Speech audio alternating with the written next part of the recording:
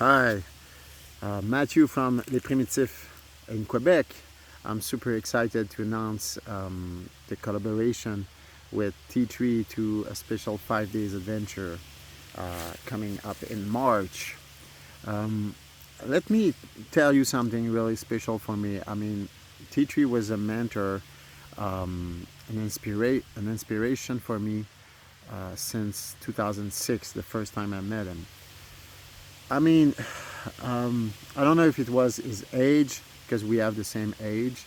Um, the guy was full of skill, full of attitude, tattoo, good laugh, always making jokes, and but so much skills. I mean, I remember him having, like, we were just finishing, like, to do some throwing stick, like, practice, and I was in the week at the standard class. I was like just wondering, well, all those guys are really cool. They speak well. We learn a lot of stuff, and I'm not really far in the woods. Like, there's a car just passed by, um, and I don't know if those guys are really as good as they say. And I was like, wow, and I keep that in my mind. So it's the end of the workshop. Tommy shows up and say, "Okay, gang, we need to go dinner," and it's over. And we're like almost 100 people, and we're like super bummed. We want to continue play throwing sticks, and so we say, "Whoa, boo," and he said, "All right, I'll make you a deal." And I was like, "Oh," and I just pay attention that he has his bow and arrow with him, with his quiver and everything. And we were playing throwing stick on logs, and there were some old beat up stuffed animals on the logs, and it was super fun. And he looked at us and said, "Pick any stuffed animal left, and if I don't shoot it, you have 15 more minutes." Of course, we pick up the most tiny and the most away from him target. It was so small, a small stuffed animal. It was like pink, I remember. And I say out loud, I look at him and say, "Oh, the pink one." And he look at me. I got shivers just to remember the look. Look at me,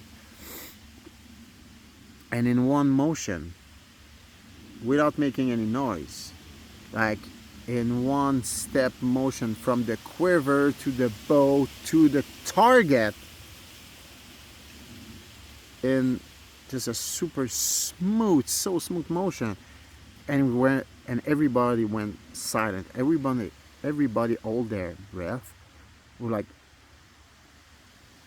and he looked at us and said, "Okay, come on, guys, go on for dinners.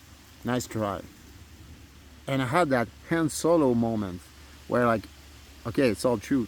Like, no aiming, no taking his time, no joking, fooling around, no saying, "Oh yeah, this and that," no throwing 4 arrows. It was like in the middle of the stuffed animal without any hesitation. And I was just not impressed.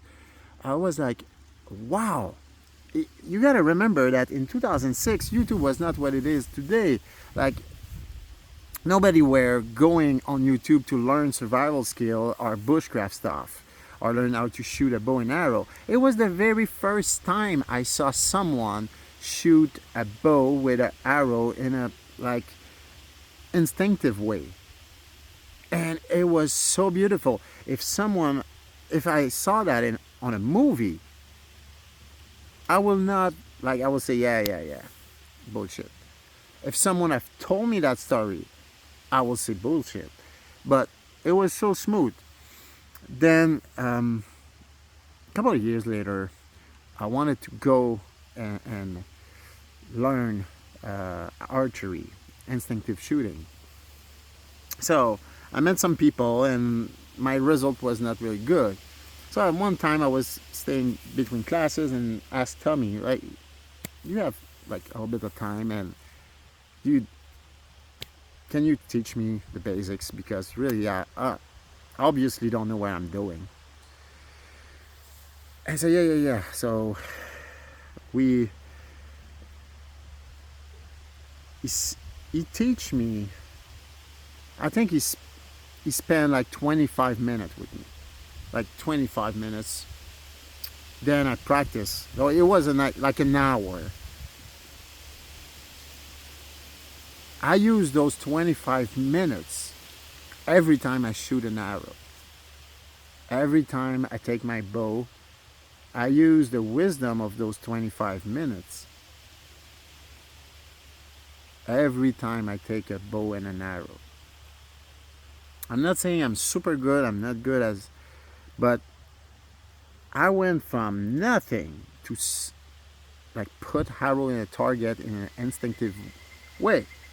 And the lesson, not just the technique, but the lesson, the way he teach is, I think, he's a true coyote teacher that give you just enough to think with such a. I love his delivery of the skill. I love his view on the skill, which is really personal, and it marked you. I remember the first ceremony I've ever been in that tradition.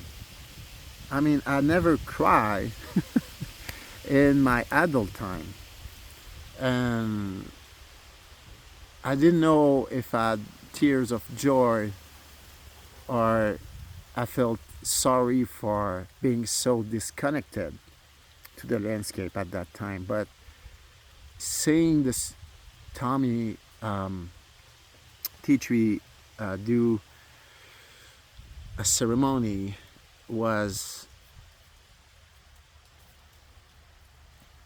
was a life changing was life changing for me. I mean, there was a before and after that, and it was nothing like, it was not religious. It was him doing something, and we share space, and it was. I saw that only once, and it was so powerful. It's still, that drum still beating inside me every day. So, what I love about this thing that we're gonna do is, we didn't see each other for a long time, and life has been really hard on him, and he's such a warrior, so much skill, so much knowledge, and we're gonna bring a group of people, and we're gonna. I'm just going to help him as best as I can, but we're gonna learn from T3 how to move, how to share the landscape, and I think it's gonna go into deep awareness and survival, and that will make a big difference between, okay, let's do a nice camp, let's cut everything, let's do a nice picture for Instagram, let's say that we sleep over here, and let's play badass, and then left the camp over there, don't touch nothing. I see some camps sometimes, they're like plastic string stuff, and people put nice stuff on Instagram, but not everybody is respectful. And I think in survival, we're gonna try to break the point of struggling, speaking about food all the time, being like wimp, like crying over, oh yeah, can't wait till it's done, and dreaming about, oh yeah, just endure the survival phase, like, oh, it's so difficult, and oh, I can't wait to eat my good food and what you think is good food, and so I think we're gonna be able to enter the realm of a kind of oneness that in fact the survival phases, the small survival quest is over, and you don't want to go. You don't. You have to force yourself to go back. It's not a struggle anymore. Like sometime when I finish a survival quest, um, it's changing with time. Like I remember when you start doing survival, you do a survival quest just to prove that you can survive, and then you're super proud of you, and then you want to come back and share it to everybody. And but the more and more I do it, and more climate and more travels, the more I find it difficult to come back. And this is precious to share. And I think personally that T3 will be the best instructor to put us into the right zone with his teaching, so personal. Sometimes T3 teach from a place that I don't see often. Like he had the whole world on his shoulder, like the pain and the misery and feeling all the challenges that humans are facing and will face. Sometimes we feel that, but also such a cunning and wise word will comfort you and put you in the right direction. So it's an honor for us to be part of this journey, and combining our personal visions inspired by many ways. Since I've been to a tracker school, I've done my best to share the culture of survival, tracking, awareness. And now as I travel more and I'm getting older and older, I try to tap more and more into that conscious of not just taking stuff from the landscape, but survival, doing survival quests where you give back and you help the landscape and you have a real relation and you really listen to it. So that's my take on this trip. It's not hardcore survival badass cut everything you see and try to kill everything you see. It's not. It's open to everybody. You don't have to be fit. Come as you are.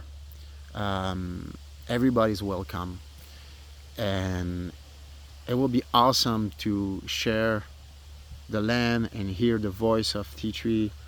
And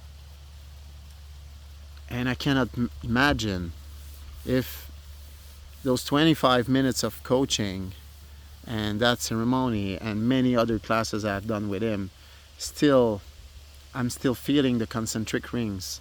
I'm still feeling the wisdom of some of those moments. I cannot imagine the impact of 5 days with a small group of 10 people. It's gonna be, the lesson and the wisdom will be in my heart for the rest of my life. So make sure you don't just see the nice picture on the internet and sign up quickly because there's only 10 spots.